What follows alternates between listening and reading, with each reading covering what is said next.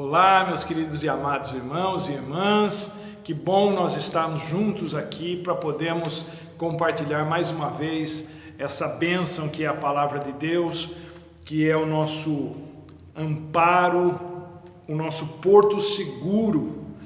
E antes de nós lermos o texto da palavra de Deus, vamos orar. Pai amado, Deus bendito, que bom, ó Deus, que bom que o Senhor hoje nos deu mais um dia de vida para que pudéssemos adorar ao Senhor com as nossas atitudes, com os nossos pensamentos, com a nossa vida, ó Pai. Obrigado por essa oportunidade, por esse privilégio que nós temos de termos sido escolhidos pelo Senhor, chamados pelo Senhor, salvos pelo Senhor, abençoados pelo Senhor. Nós pedimos que o Teu Espírito Santo agora, ó Deus, coloque a sua mão sobre a vida de todos aqueles que estão, ó Deus, compartilhando essa palavra junto comigo, ó Deus, e que todos nós possamos receber do Senhor a porção do Teu Espírito, a porção da Tua palavra, um maná que vem do céu. Nós oramos pedindo que a bênção do Senhor esteja sobre todos nós, em nome de Jesus. Amém. Amém. Gênesis no capítulo 8, verso 1. Gênesis no capítulo 8, verso 1, diz assim: Então Deus lembrou-se de Noé e de todos os animais selvagens e rebanhos domésticos que estavam com ele na arca, e enviou um vento sobre a terra, e as águas começaram a baixar. Amém. Nós, gente, temos o péssimo hábito ou a mania de achar que quando enfrentamos uma situação inusitada, difícil, nós o fazemos sozinhos.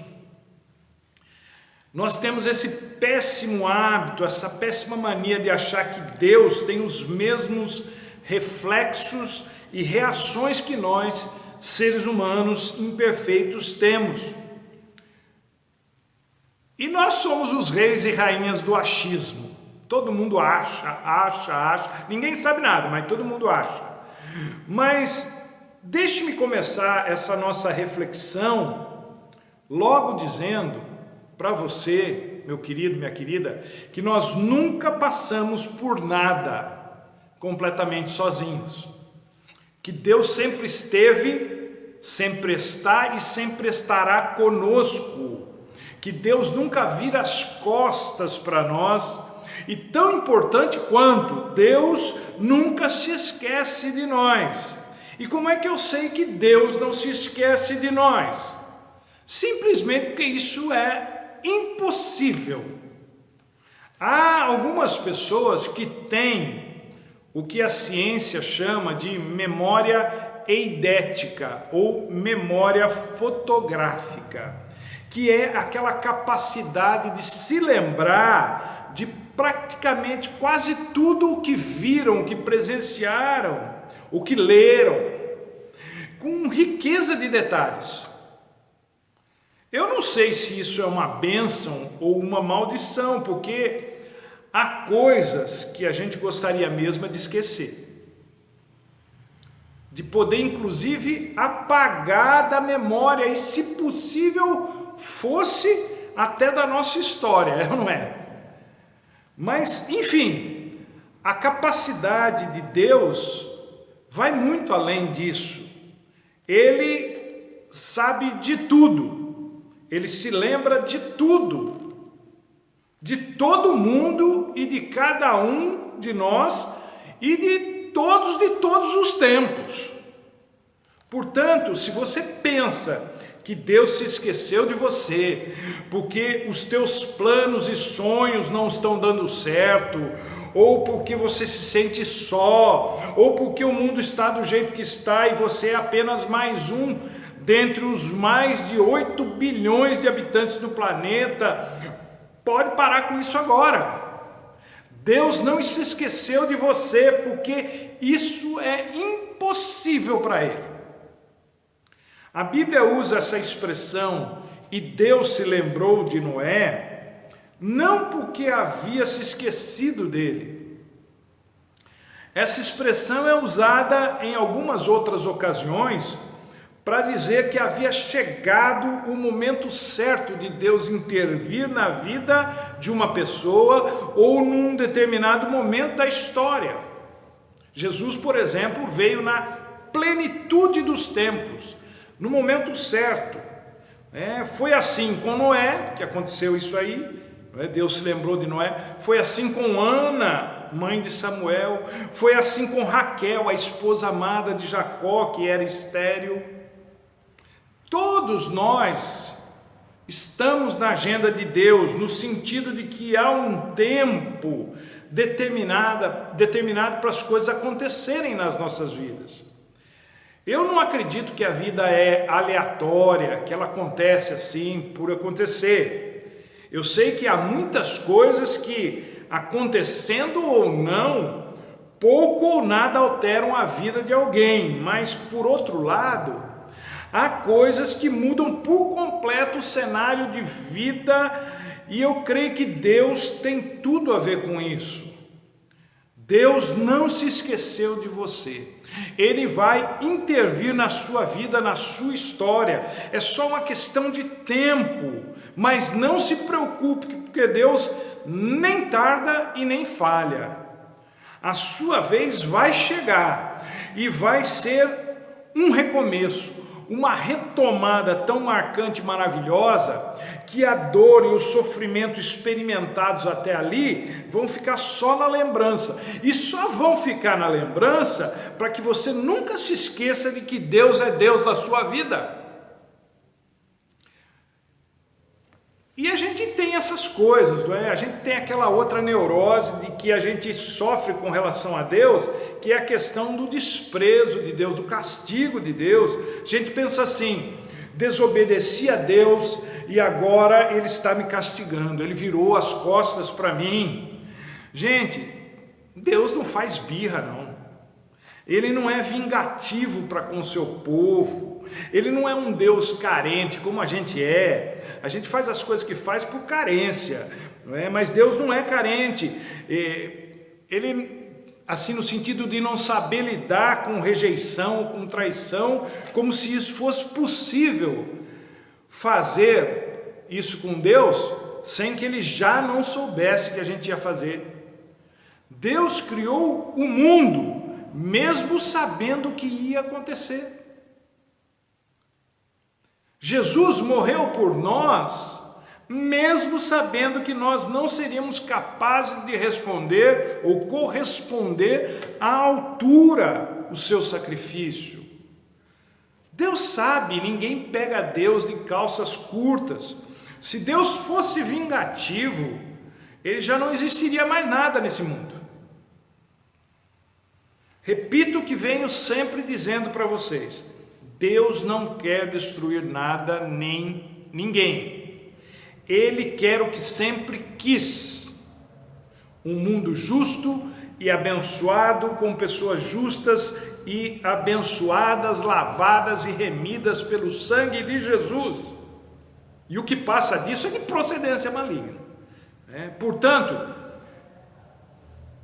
de Deus, nós, eu e você, o que somos crentes em Jesus Cristo, nós só podemos e devemos esperar compreensão, perdão, libertação, restauração e salvação.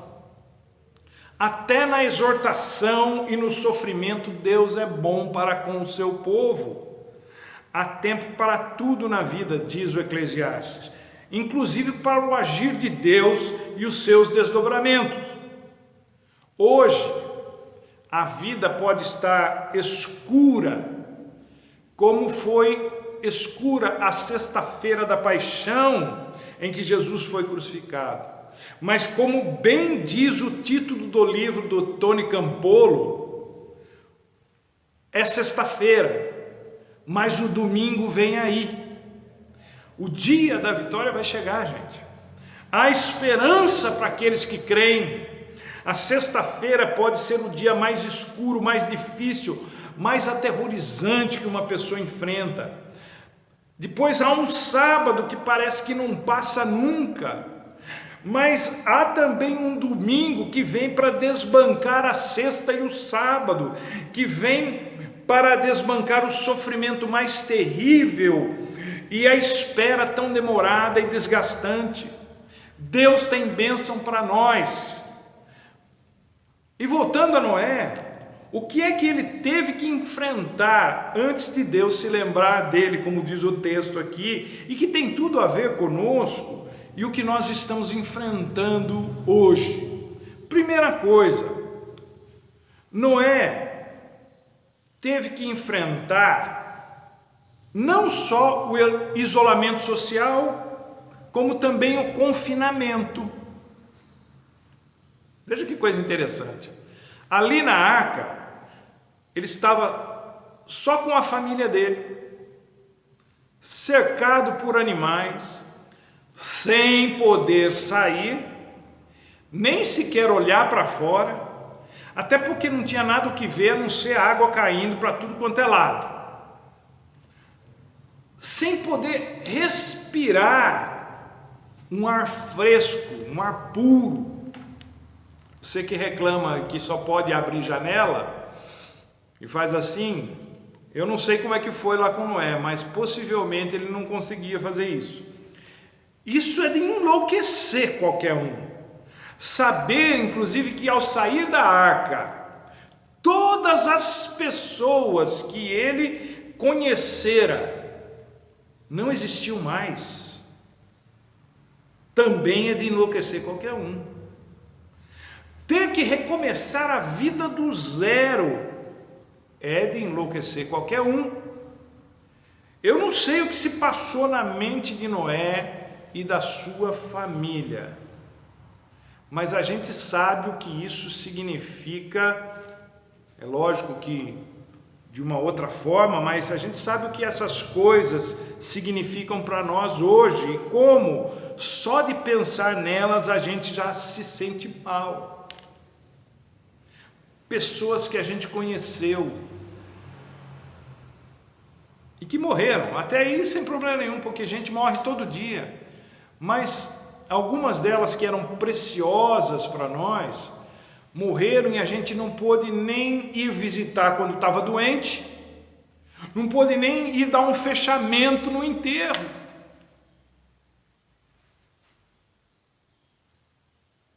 Tem gente que vai ter que reconstruir, ou está tendo que reconstruir, começar de alguma forma a reconstruir sua vida financeira, que foi parcial ou totalmente destruída nessa pandemia. Como não enlouquecer? Eu vou dizer para você como Noé não enlouqueceu. Sabendo e crendo que Deus tem preparado um dia melhor.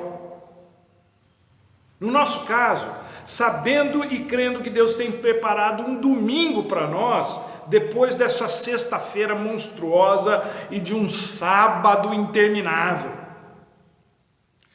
Noé entrou na arca por ordem divina, capítulo 7, versículo 1. Então o Senhor disse a Noé: entra na arca, você e toda a sua família.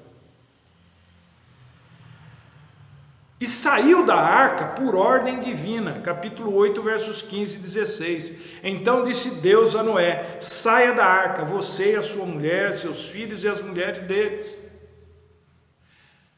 Nesse meio tempo, entre aquilo que Deus disse para ele fazer, entra na arca, e para sair da arca, nesse ínterim, ele teve que confiar a sua vida e a vida da sua família nas mãos de Deus. Totalmente.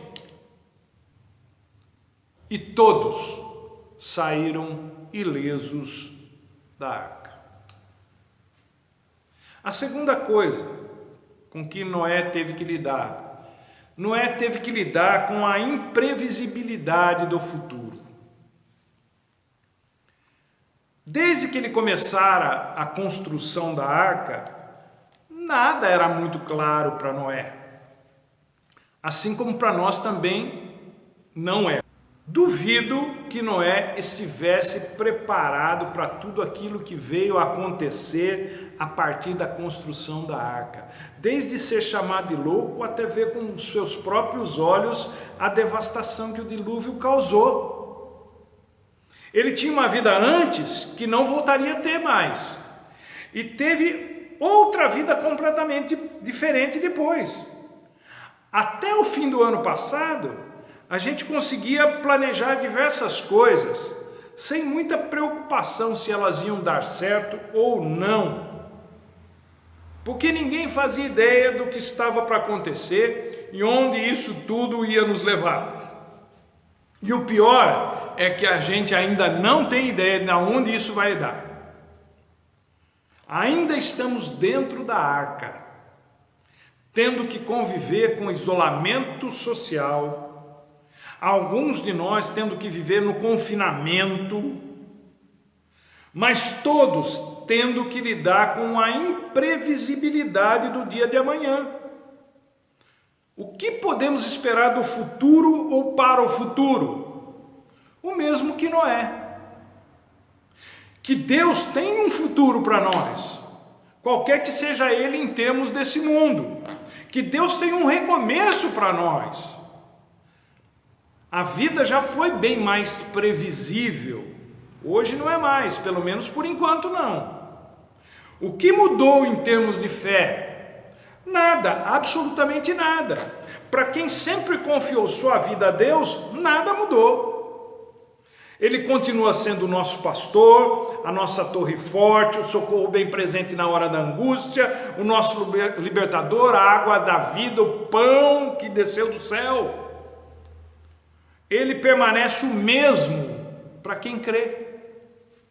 Sua palavra e suas promessas continuam valendo. Imprevisibilidade, para nós, é sinônimo de vida nas mãos de Deus. Literalmente falando. A gente diz da boca para fora, é claro. O futuro a Deus pertence. E agora estamos tendo que acreditar nisso de fato. Agora é a hora de confiar em Deus, de verdade. Noé não sabia o que era dilúvio, não sabia como é que ia ser a vida pós-dilúvio.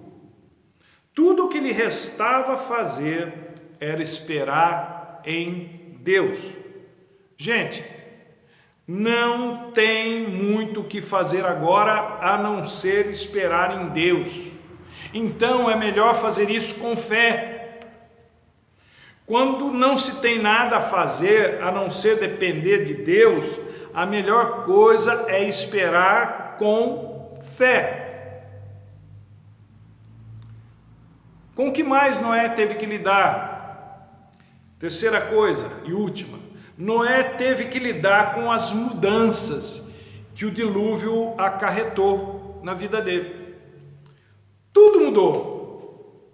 Provavelmente, eles não tinham uma vida como a nossa no ano passado, uma vida cheia de coisas para fazer, mas é evidente que o padrão de vida deles mudou. Talvez até tenha caído o padrão, abaixado o padrão. Havia um conjunto de engrenagens que movia aquela sociedade de Noé, e esse conjunto de engrenagens foi destruído. Tudo mudou. Na nossa sociedade também havia um conjunto de engrenagens, e alguém parou uma engrenagem ou duas e o negócio desandou. Então, a vida para Noé seria muito mais difícil, justamente por ser diferente daquela a que ele estava acostumado. Esse é o tipo de mudança que a gente não aceita, que a gente não engole. É muito difícil aceitar que Deus está do nosso lado, lutando por nós, e enquanto isso a vida vai ficando mais difícil. Como é que pode? Como entender isso? Se Deus é por nós, por que estamos sendo puxados para uma vida cada vez mais simples, cada vez mais enxuta, cada vez mais escassa de recursos. Parece que não faz sentido na cabeça da gente. Por que o dono do ouro e da prata não nos abençoa, a nós, seus filhos e filhas, com ouro e prata? Não precisa ser muito, só o suficiente para a gente sair do sufoco, resolver algumas pendências e ter uma vida tranquila. Não é assim que a gente pensa?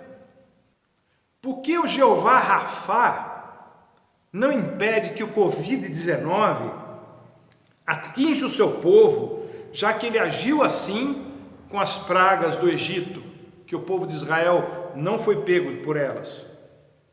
Mas muitos crentes estão morrendo por causa do coronavírus. O que está acontecendo? Então são muitos os questionamentos que se levantam em tempos de luta. Eu não gosto de espiritualizar nada. Para mim, a vida e Deus são distintos. Embora haja conexões, haja ligações, o que acontece na minha vida não afeta a minha relação com Deus. Ou pelo menos não deveria.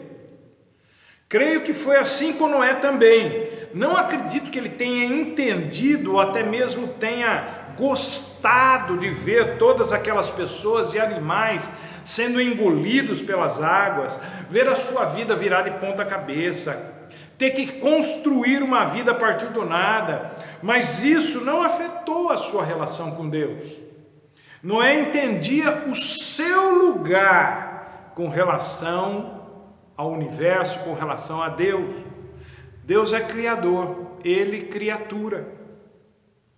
Você pode não entender e não gostar de uma porção de coisas, mas nunca questione o amor de Deus por você, nunca questione o cuidado de Deus com você, nunca questione os caminhos de Deus para você. Ele é criador, você é criatura. Eu já disse para vocês diversas vezes que é impossível termos a noção do que, como e por que Deus fez, faz e fará o que tem que fazer. Foge ao nosso alcance, está muito além do nosso entendimento. Ainda que Ele tentasse nos explicar, nós não entenderíamos porque somos limitados. A única coisa que você precisa ter a certeza é de que Deus tem o melhor para você, Deus tem um futuro para você, Deus tem algo para a sua vida.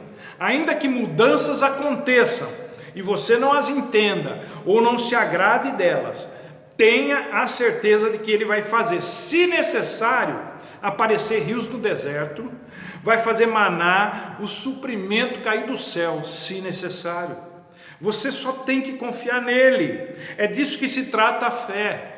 Mudanças na vida são inevitáveis, mas Deus sempre será o mesmo Deus que tolerou por séculos o pecado daquele povo e que levou Noé a construir a arca, que avisou e deu tempo para eles se converterem, que fez os animais entrarem na arca aos pares, que fez o dilúvio acontecer e depois parar.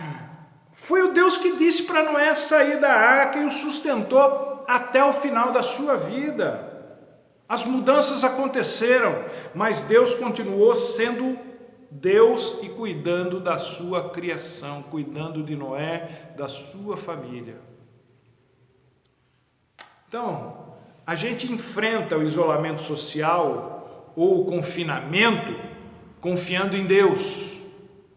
A gente enfrenta a imprevisibilidade do futuro confiando em Deus. A gente enfrenta as mudanças da vida confiando em Deus. Por quê? Porque só Ele tem palavras de vida eterna, porque só Ele pode nos dar um futuro. Passe o que tiver que passar confiando em Deus. E quando o domingo chegar, tudo vai fazer sentido e terá valido a pena. Deus te abençoe e até a próxima, se Ele assim quiser.